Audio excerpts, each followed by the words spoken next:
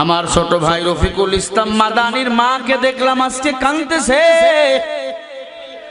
আর বলে আমার সন্তানটা ছোট মানুষ, বিয়ে পর্যন্ত করে নাই, কেন ছেড়ে দেন না আপনারা? সরকার, আপনারা না এমপি, আপনারা না মন্ত্রী, যারা একটা ছোট বাচ্চার কথার ওয়েট সহ্য করতে পারে না, তারা বাংলাদেশের ওজন কেমনে সহ্য করবে?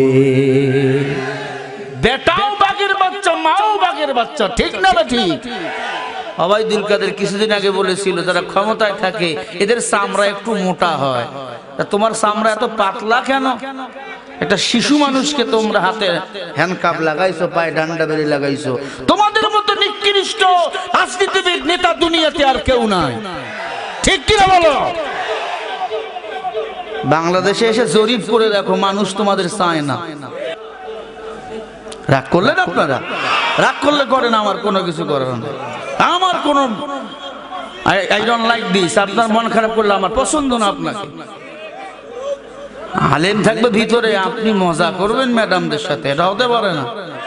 কথা বলে না কেন? রাগ করতেছেন আপনারা?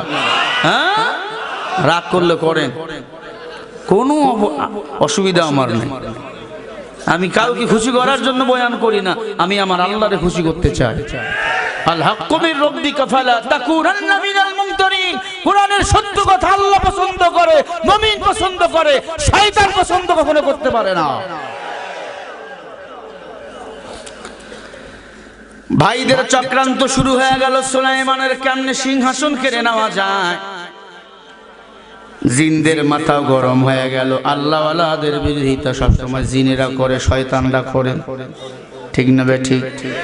সুলাইমান নবী আংটি দাসীকে দিয়া বাথরুমে গেছে, এই দিক দিয়া জিন সুলাইমান নবী রূপ নিয়া কয় আংটি দাও রে দাসী, আংটি নিয়া সিংহাসন